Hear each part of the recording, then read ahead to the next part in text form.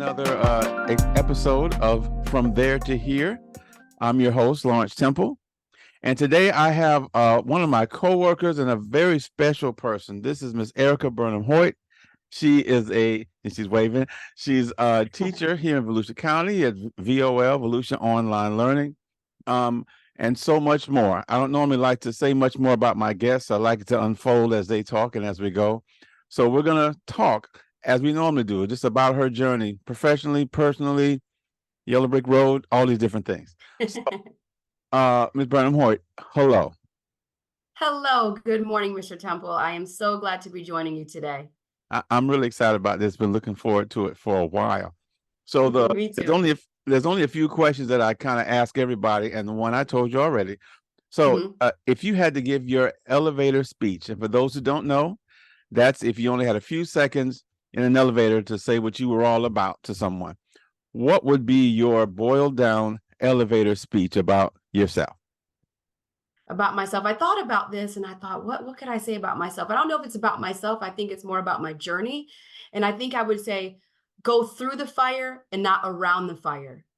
The phoenix doesn't go around the fire. They emerge from the fire, a new being, right? A new person, right? I think I've gone through the fire. I always say, like, I'm on my 10th life right now. I've actually kept track of different pivotal moments in my life. So I'm on life number 10, which is a great thing because I get to kind of reinvent myself every life. And I would say, go through the fire, not around the fire. It's okay to get singed. It's okay to get burnt a little bit because that's how we grow. So that would be my elevator speech for sure. Go through it, not around it. Well, I love that. That could be a springboard for all the rest of our conversation. Okay.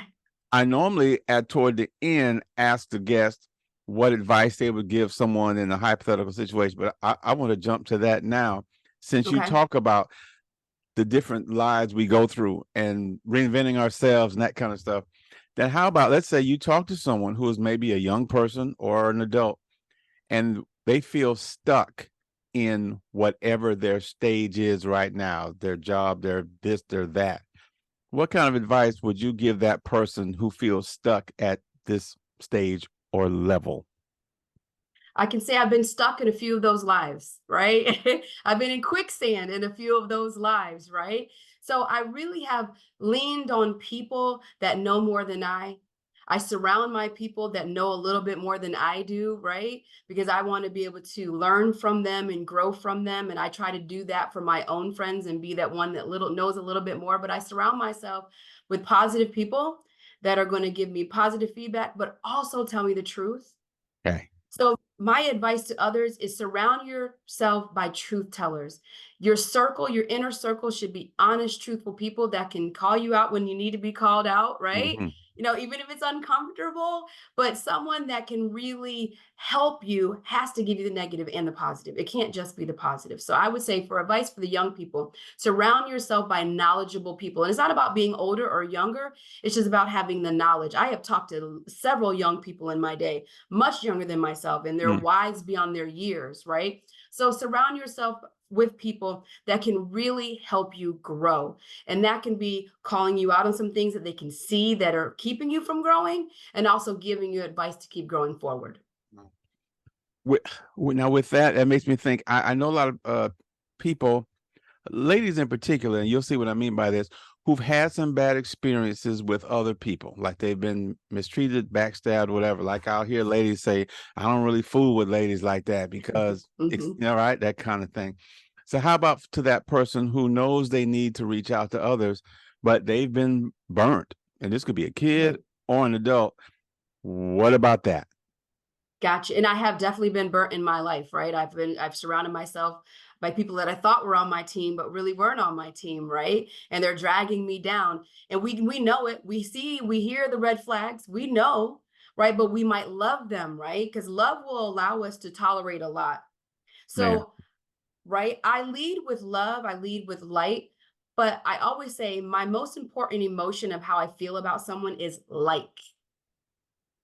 Right? I can go in and out of love, right? People, I fall in love, or you can fall out, right? Yeah. So I really, with people that you like, because those people that are doing you wrong, they obviously don't like you. Why Okay. would you continue that though, right? But you don't base the rest of your life by the people that didn't like you, that didn't support you.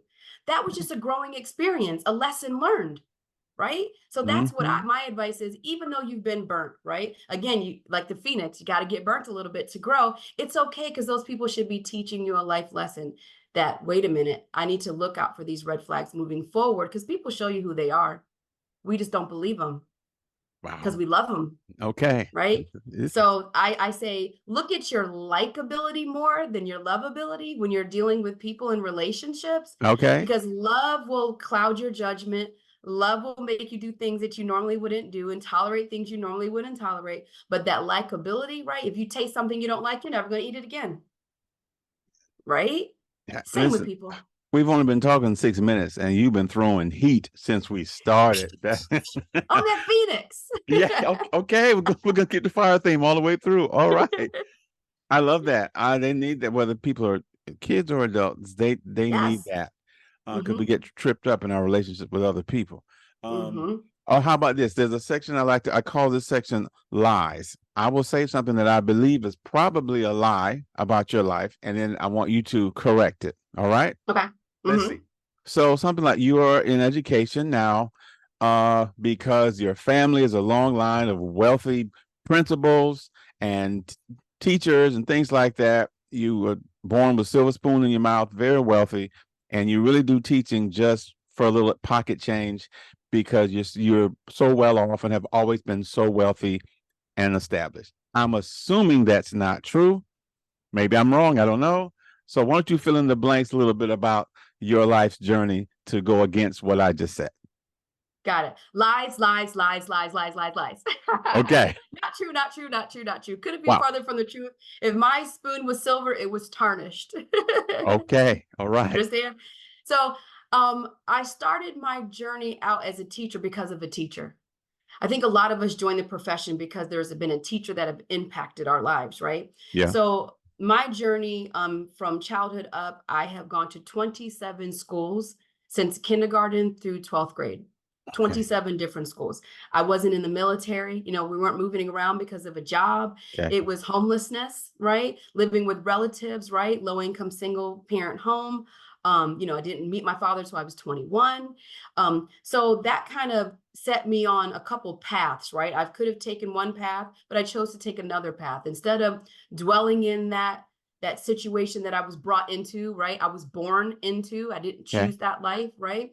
I decided that I wanted better for myself. And I in my third grade year at Bonner Elementary School in Daytona Beach, it's closed now. It was a wonderful community school. That was one of my 27 schools. I was there for 1 year. Okay. Most schools I was there for 1 year, 6 months, right? Okay. And my amazing teacher, Kitty Thompson, who was my third grade teacher, she completely changed my entire life moving forward. And that was third grade, 9 years old. And she just brought me in under her wing. She saw this little girl who had no guidance, I was a latchkey kid back then. That was the norm. We were all latchkey kids. No one was home when we got home, right? Right. We let ourselves in, we made our own snack. And that wasn't a good or bad. That was just life. A lot of us lived, and especially our age bracket. And I was able to go to her home. She invited me to her home. That was back in the day where you could have kids come to your house, right? I used to do Sunday dinner with her and her mother every Sunday, where we'd sit down and have these family meals, which is something I wasn't used to having, where you sit down as a family, you discuss your day, right? So it really opened me up to just a different way of living a Mm. life. And I took that and I just moved forward with that. I moved forward with her example. And not only what a great teacher is, right? Because she did great things for me, but outside of the world of education, how she really nurtured me as a young girl growing up. And the full circle moment of that, there were two full circle moments actually when it came to Miss Thompson. Is my first year teaching. We went to a first year teacher breakfast, and I Mm-hmm. walked in this huge room full of administrators and schools. I'm just the bright eyed, bushy tail out of college. I'm going to change the world teacher, right? But very intimidated walking into this room full of educators. And my eyes completely went to one individual out of hundreds in the room. And who was it? Kitty Thompson, who was now an administrator at a school, right? I ran up to her. I got down on my knees because she was sitting in a chair, and I looked at her. She looked at me and she knew me. She said, "Ericka, is that you?" And I was blown away because now I'm 30 something Ericka. I'm not 9-year-old Ericka. And how do you know this is me? So we hugged, we cried, we reminisced. And then a few years later, I was lucky enough to be nominated as Teacher of the Year for one of the schools I was teaching at. And I reached out to her. I invited her to my banquet. She came, she spoke, she did some life-changing speeches, during that. So she really put me on that path to Wow. becoming an educator and really changing my life from being in that poverty-stricken type situation where it can be a lot of dark clouds, right? She really opened up the clouds for me and shined some ray of sunshine on me, which changed my entire life. Goodness. The power of just one life and what it can One. do for another one, and then everyone that you touch after that. So true. So And true. Bonner was a wonderful place. A lady who was a mentor for me was Miss Shirley Bing, who taught at Bonner, maybe a little ahead of your time, maybe, I'm not sure. And yeah, just a wonderful place. Um, Yes. how do you mentioned the word, well, you mentioned, you got all these themes going in here. You got fire that you keep mentioning. You mentioned light several times, which definitely, like, you exude. How Thank do you. you, or how does anyone brush off the negativity or bitterness or anger that can come from having a background that wasn't perfect? Some people kind of let that be Mhm. like a monster that follows them all the time. So they're always bitter, they're always mad, whatever. What have you done? What do you do not to let the past be this thing that holds you back, if I'm making sense? You are making plenty of sense. And again, I'm on my 10th life, right? So I've had those lives where I felt like I just can't go forward, right? I've had those depressive moments where I go, oh, I've just been so mistreated. I'm giving up on this. I'm giving up on love. I'm giving up on life. I'm giving up on trying to do better because it's just not working, right? There was a time that I was homeless. I was pregnant with my second child. I was homeless. I had nowhere to go. And if I had stayed in that, right? If I had stayed in that mindset of nothing's going to change and nothing I do is going to make it better, I probably would still be homeless, right? I would still be, if not homeless in the physical sense, I would be homeless in the mind sense Yeah. of alone, right? So I really had to look at the people that did the damage, right? But I also had to look at myself for allowing the people that did the damage to do the damage to me. What in me allowed that to happen? What in me do I need to work on to move forward and Mm-hmm. not let it happen again? Because here's the thing, I can blame the world, but really comes down to Ericka. What has Ericka done in her life and what has she brought into her life based on her own actions and words? Okay. How did negativity even get in? How did the dark cloud even get in? How did the light even dim? How did I allow that? Right? So I really had to do a lot of self work, a lot of self care, a lot of realizing my own deficiencies, which is the hard pill to swallow, right? Okay. Right? I had to go through my own fire, right? The fire wasn't coming from any other direction but within myself. So I had to kind of burn myself to kind of get reborn in these different lives. So I never like to stay in that rut. And Okay. now that I know more, when people come at me or I see things coming towards me that are negative about to dim my light, I call it out and I call it as I see it. And I really confront that situation or person and say, I'm not doing this. I won't do it. If you don't have anything positive to say, if there's nothing positive to be done, I want no part of it. And that's hard to tell people that you love, right? That you like, right? But sometimes I've had to really put my own boundaries around myself to stop that because I don't want to be in that pattern of always getting burnt and then always feeling like, oh, why again? I just stop it in its tracks now. Okay. That's Hmm. it. Don't let it happen as much as you can. Okay. Stop it in its tracks. Um, Yeah. Now, this not so. If you're a person who you'll speak up and you'll address things that need to be addressed in your life, I would imagine you weren't always that way. I would assume, and maybe Hmm. at some point, where a person you maybe tolerated things that you shouldn't have tolerated, like a lot of us do. How did you What did you do to transform from a person who doesn't speak up when they should to someone who will? How did you do that? It's a self-esteem issue. I think it comes down to a lot of self-esteem. When we have a low self-esteem and we don't feel worthy or we don't feel smart enough or pretty enough or, whatever enough, we don't feel enough, right? Um, that is what takes over. So I had to really start giving myself my own pep talks, right? I had a Mm, principal, I had a principal one time tell the whole faculty at our first meeting. He played this video, and it was all about feeling appreciated on the job, right?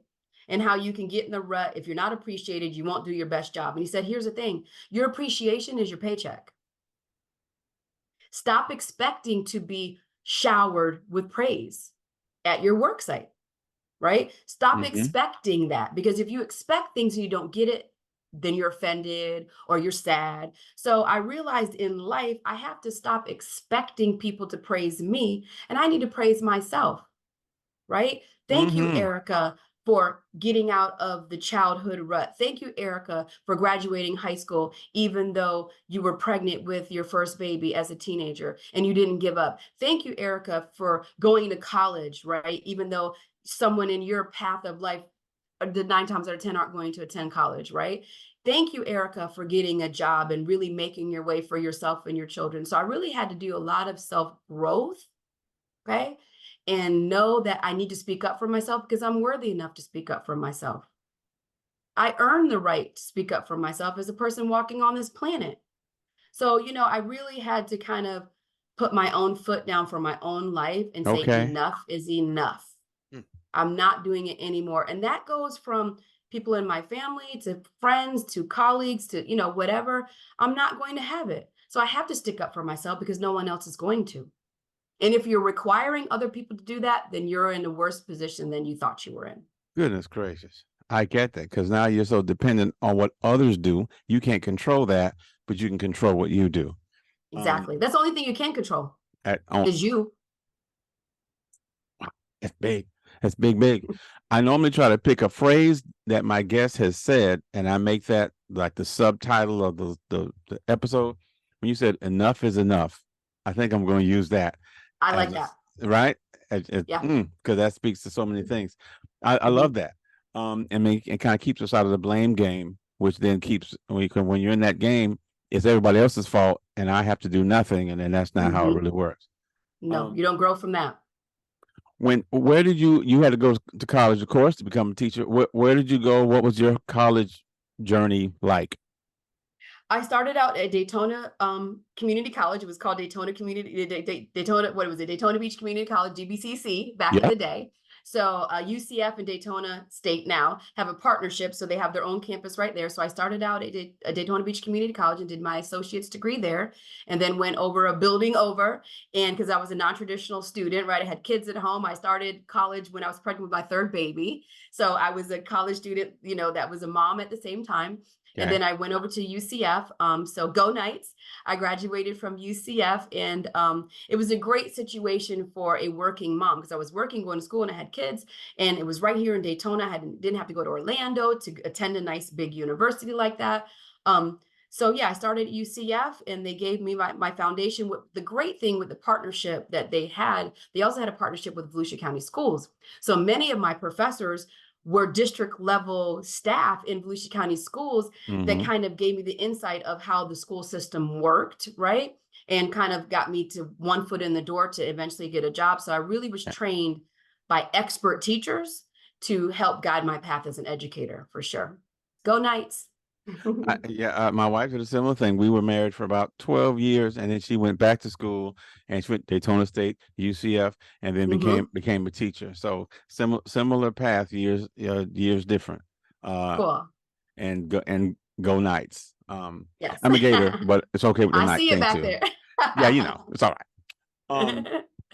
I've heard of a phrase that's talked about a lot. Is this term imposter syndrome? And for those who don't know, it's when you're in a new place, a new job, or something higher than you were in before, and sometimes a feeling like everybody else knows what they're doing. I don't even deserve to be here, or everybody else seemed like they had the perfect background. Mine wasn't so great. I don't even know if I deserve that kind of thing. Have you ever had to deal with that type of thing, whether in work or school or whatever? And if so, how'd you handle it? Yes, I'm currently there right now. Talk about it. I'm currently there right now.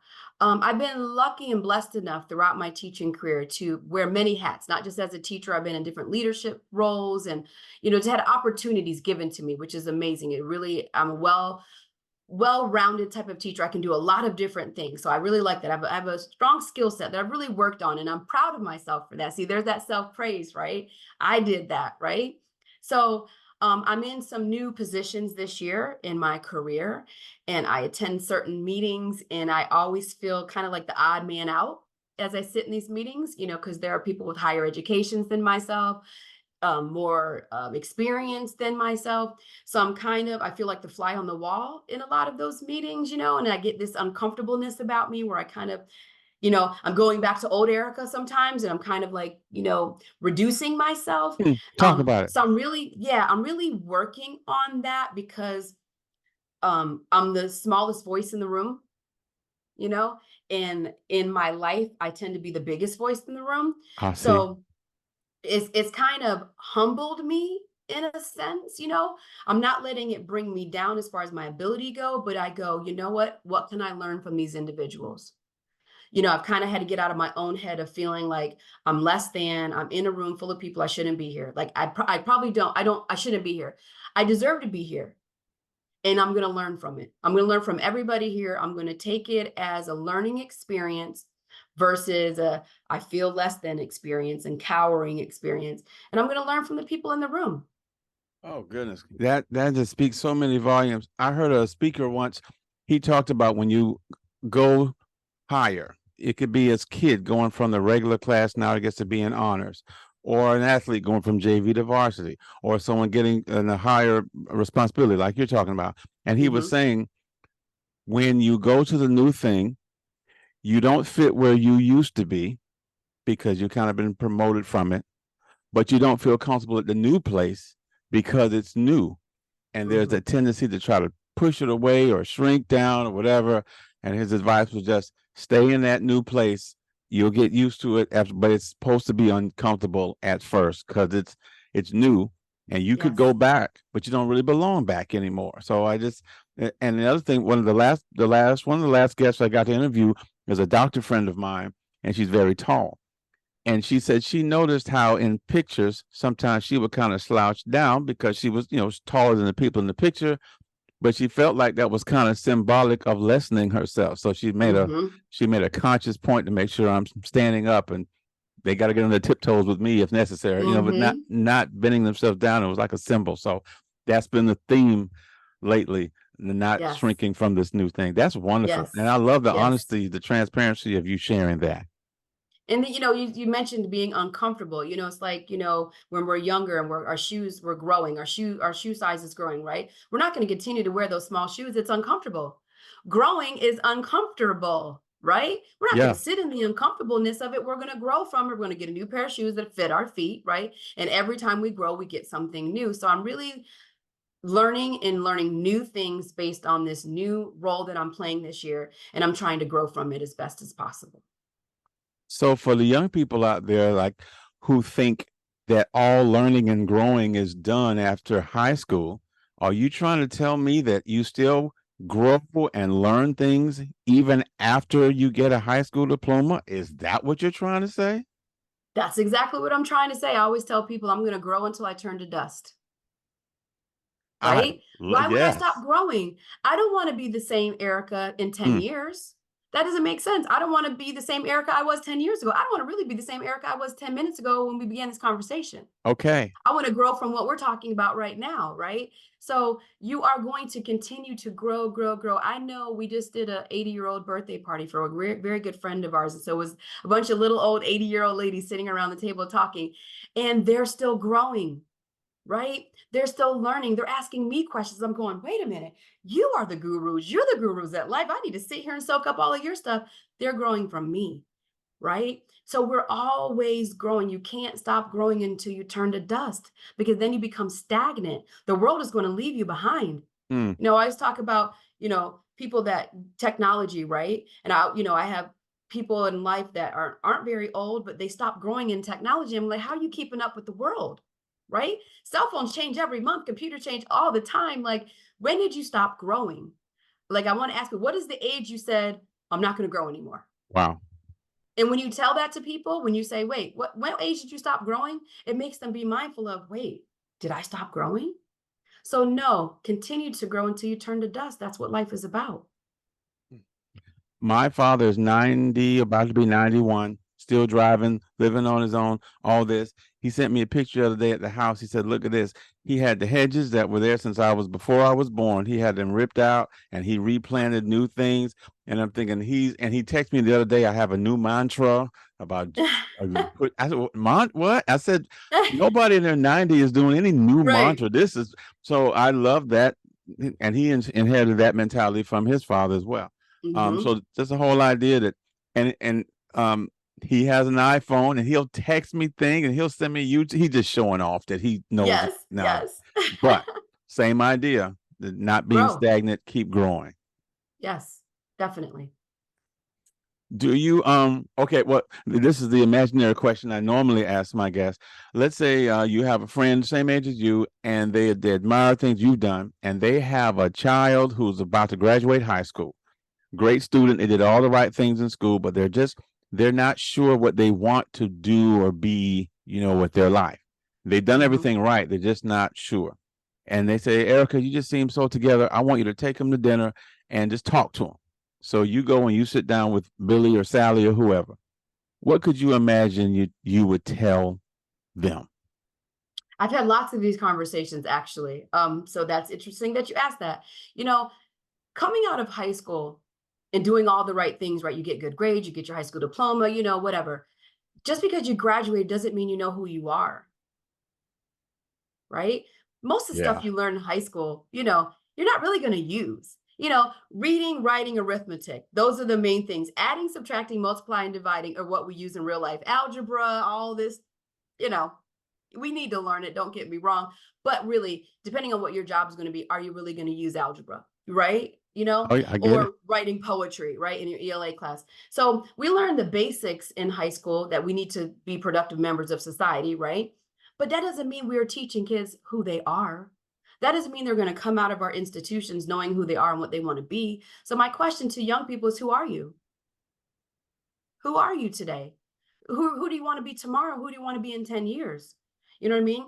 It's like, what job is going to interest you? What career is going to interest you? Well, you don't know that until you know who you are, right? I Mm-hmm. came out of high school wanting to be a nurse. I thought that's who I was.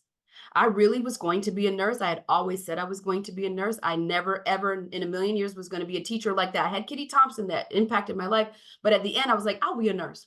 Well, I had a situation that happened where I was involved in an accident, where I was a witness to something that happened. And I realized very quickly I have a fear of blood and things like that. So, well, Okay. there you go.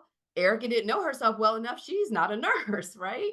But I've always been an educator. I've always been that person that kind of educates others. And I thought of Kitty Thompson, well, that's what I was always supposed to be. But I had to realize who I was first. So, young people, who are you?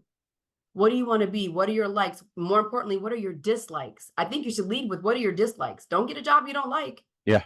Miserable, right? What are your likes and build upon that? What are your dislikes and don't build upon that? So really figuring out who you are is the most important part of where you're going to end up.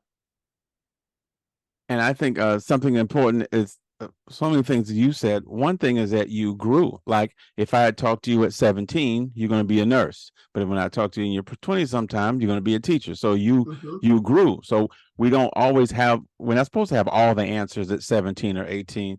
They develop over time. And also you're a teacher and you're doing your thing. But before you had your degree in teaching, I mean, you had other jobs that weren't your heart's desire, but you did what you had to do until you got to your thing. I'm only echoing that because some of our young people may think, I need to do my life's calling job at 19, otherwise I've missed it. And for them to know, well, you don't always get to do that from the start. Right. And you're most likely you're not. Let's just say you're not. Let's say it. You know what I mean? Let's just say they're not. At 19, I promise you, you are not who you're going to be at 19. You haven't lived in long enough life to say that or to feel that way. So it's all about living. And I really feel like exposing yourself to new things and new challenges. That's where we become stagnant, when we refuse to expose ourselves to things we're afraid of, to things we're intimidated by, to things that we think we're not qualified to do. Expose yourself. Be around people where they're going to broaden your horizons, not put you in a box, not limit you. Talk to different people in different professions and what they're doing. Get an idea of what people are doing out there. Maybe you'll piggyback on something that someone's doing. Oh, I can see myself doing that. So it's all about exposure and getting out of your comfort zone and really learning life by living life. Right? You can't live your life unless you learn your life. So learning as you go, really being a sponge to your environment and getting out of your own way, getting out of your own box and exposing it and going and seeing things, just really meeting different people. I always, talk to my friends, like if everybody around you looks like you're not living the right life. I was just about to say something on that line. You can't grow with everybody around you is the same as you. Right? Looks the same as you, acts the same as you, talks the same as you. You just cannot grow. That's impossible to grow. You'll just all be the same. So expose yourself to different kinds of people. I love to talk to young people. I love to talk to little kids where they tell you the truth, right? We just had a field day event. I'm talking to little 5 and 6-year-olds and I'm like, whoa, the knowledge they have, right? And then I'm talking to 80-year-olds. I have a broad spectrum of people in my life of all different cultures and races and backgrounds. I remember we had a get together one time and I had a friend that was blind, a friend that was deaf. I had an Asian person, a Native American person, a Black person, a white. I looked around the room and I said, look how blessed we are. All these different kinds of people. When you see a deaf and a blind person having a conversation, goodness, come on. If that's not exposing yourself to different things, I don't know what is. So my word to everyone is expose yourself to grow yourself. Yeah, I'm coming up with good stuff today. You are throwing heat today. Could you, I guess the last thing I'll ask you is, you kind of touched on it before, I want to boil it down. Your attitude, or a healthy attitude about failure, because you're talking about trying things and doing new things, and you're not going to get it right every time. So could you talk about, again, and because this is a theme, my last 2 guests also touched on this, about being okay with trying a thing and it didn't work? I have failed more times than I can count. I have scraped my knees and elbows more times than I can count. I've bumped my head more times than I can count through those failures. But if I allow myself to get in the rut of the failure, how am I going to grow from that failure? I use the failure to grow myself. Let me analyze that situation. Why did I fail? What did I do? What did I say? What didn't I do or didn't I say that caused me to fail? And the number one thing is, why did I fail? It was no one else but Ericka. It's my failure. Because if I continue to blame others and I continue to look outward instead of inward, I'm going to keep failing. And I don't want to keep failing. So just taking those failures, using them as a learning experience and growing from those failures, again, going through the fire of the failures, coming out as the phoenix at the end, growing from it, and to hopefully not been singed again. And that's not to say I haven't made the same mistake twice, because I certainly have 3, 4, 6 times. Okay. But I learn from it every single time. So every single time I fail, it's a little less of a scrape. It's a little less of a bruise. And I come out a little bit more unscathed than I did the first time around. I love that. Wait, one last question that hooks onto that. I keep saying one more, but it's okay. That's your fault though, because you keep making this new thing. How do you acknowledge a failure and say, man, I could have done this better, without deciding that I am a failure? Like, acknowledging that, yes, this didn't go right, but not making that leap and saying, see, I'm just dumb, I'll never get it, I'm just stupid, because people do that. How do you take responsibility, but without telling yourself, I'm just done for life? What do you do? Well, I'm not the failure. My choice was the failure. My attitude was the failure. My actions were the failure. Not me, myself as a person. I'm a good person that wants to do good things. My choice made me fail. My belief system made me fail. My opinion made me fail. My misconceptions made me fail, right? But I didn't fail. My actions made me fail. So I just got to tweak my actions moving forward so I don't fail again. But I'm not going to internalize that as I'm the failure. It's my choice at that time that was the failure. And I got to make better choices moving forward to not fail again. They needed that. I got it. I didn't want them to misunderstand. They needed that. Ms. Burnam-Hoyt, thank you very much. I know whether it's the students who will see this who are middle school, or whether it's the adults or the 80-year-olds, there's something that they can draw from this. I appreciate your resilience and your openness. Last thing. So what do you dream about for your future that you could share for us? What's over the horizon that you dream about in your Phoenix life? My Phoenix, I know I'm on life number 10 and I just started it. I'm turning 50 this year. So this is a pivotal type of year for me. I think this is probably going to be my best life ever. I'm counting on that. I'm making the moves and making the decisions to make that happen. So it's just, again, exposing myself to new things and kind of getting rid of some fears that I still have about myself, some doubts that I still have about myself, and working on those things because I want to live my best life this year. This is my year, I believe. So I'm just always trying to make sure I'm analyzing everything I'm doing and I'm growing from those situations. And then I'm again surrounding myself by positive people that are going to impact my life positively moving forward. I'm not going to go back. I'm always going to go forward, and I'm going to embrace the growing changes, growing pains and changes as they come. And, just loosen that belt a little bit more as I grow. That's it. That's plenty. That is awesome. Thank you so much for sharing this time with me and with the audience. I really appreciate it. And for just sharing your light with the people here. Thank you for having me. It was great talking to you, Mr. Temple. Thank you for asking me to do this. I've even grown through this conversation. So I appreciate this conversation that we've had today. That is the goal.